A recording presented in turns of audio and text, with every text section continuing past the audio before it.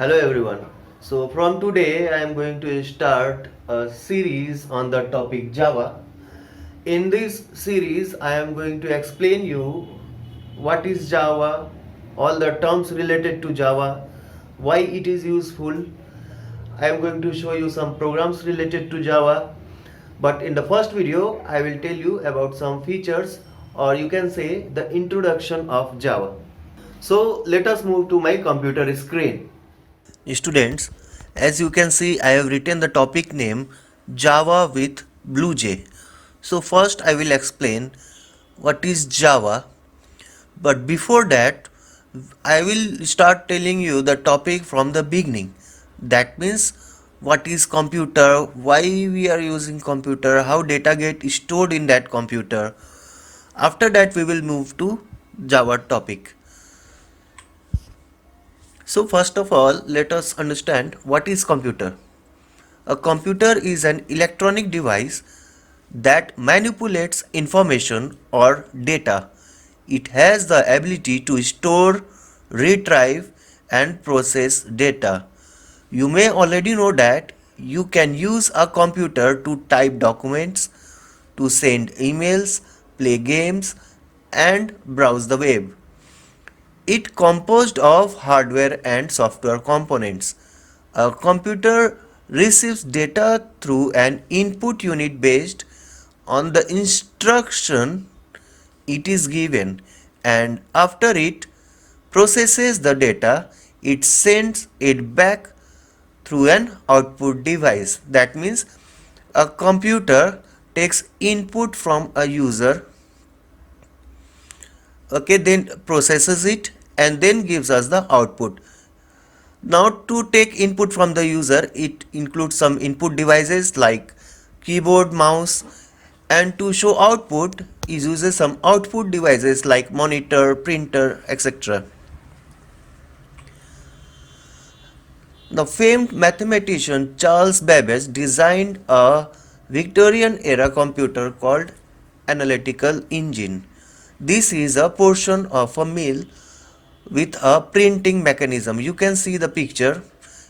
It is the picture of the first computer. That's why Charles Babbage is called the father of computer. As you know, there are some generations of computer that I have described here. So first generation started from 1946 to 1959, where vacuum tubes are used. That means that computers are made by using vacuum tubes. The second generation of computer started from 1959 to 1965, and these computers are transistor based. Third generation of computer started from 1965 to 1971, and it is integrated circuit or IC based computers. Fourth generation started from 1971 to 1980, and it is VLSI microprocessor based. VLSI full form is very large scale integration. And the fifth generation started from 1980 onwards, and these computers are ULSI microprocessor based. The full form of ULSI is ultra large scale integration. Now these are all the generation of computers. Why I am telling this one? Because computer does not have its own brain. It works on the instruction given by us. Okay, so for that we need to know programming languages. Later on in this video I will explain how we used to give the instruction to computer. Now what is computer language? Computer is a machine that understands a specific language, a set of rules that provides a way of telling a computer what operation to perform is called a programming language. So if you need to communicate with a computer, then you must learn the language that it understands. This is the reason why you need to learn a computer language.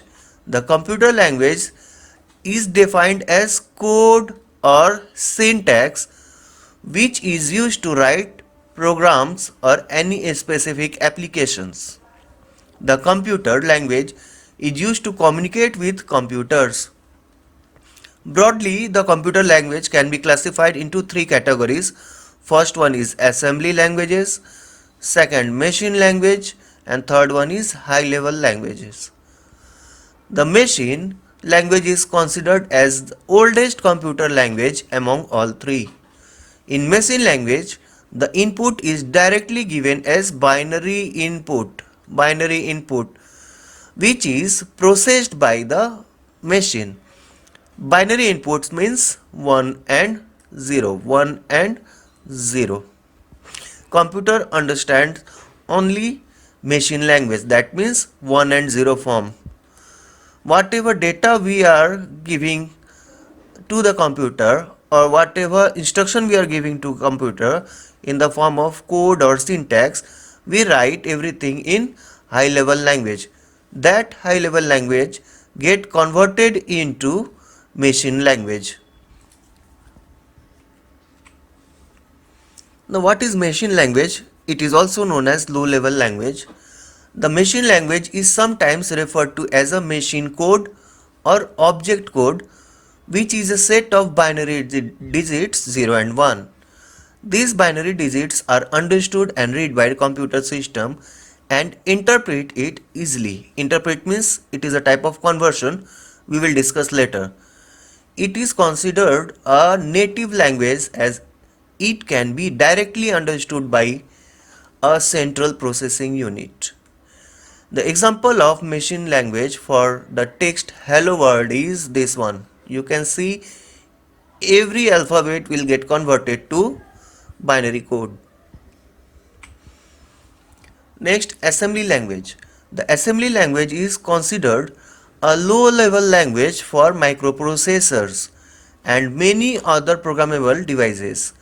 The assembly language is also considered as a second generation language. The first generation language is machine language. The assembly language is mostly famous for writing an operating system and also in writing different desktop applications. Next is high level language. The development of high level language was done when the programmer faced the issue in writing programs as the older language has portability issue, which means the code written in one machine cannot be transferred to other machines, thus led to the development of high level languages. The high level language is easy to understand and the code can be written easily as the programs written are user friendly in high level language.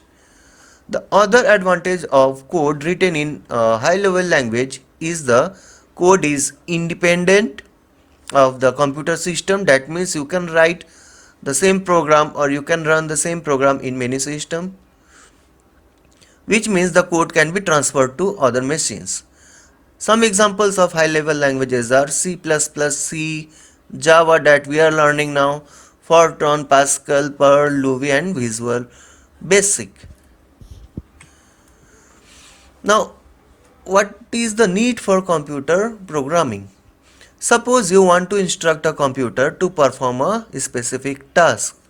So for this you need to give instruction in the coded form which the computer understand. Thus a sequential set of instruction coded in computer language that are given to a program.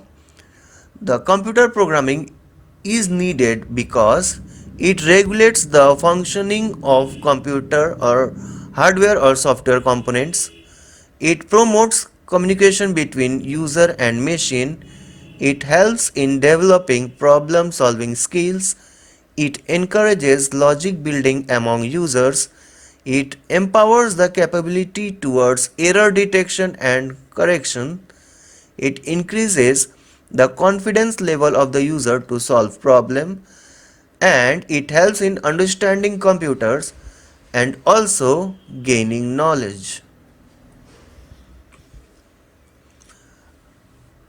Introduction to Java.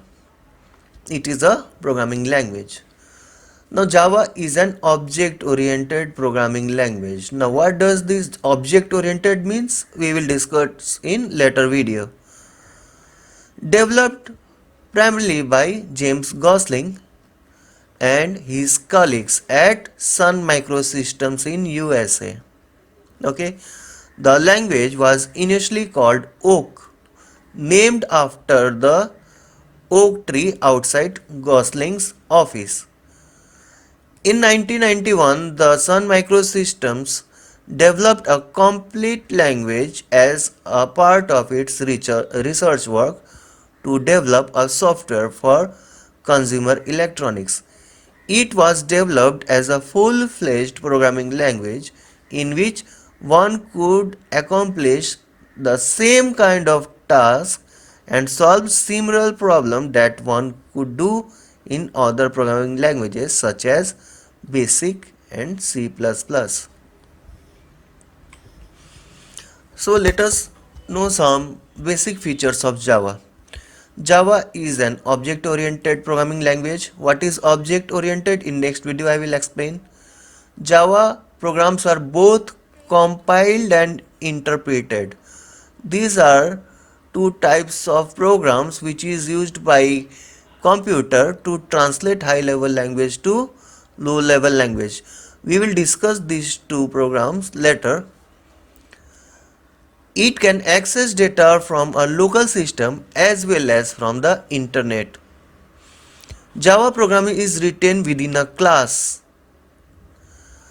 The variable and functions are declared and defined within the class.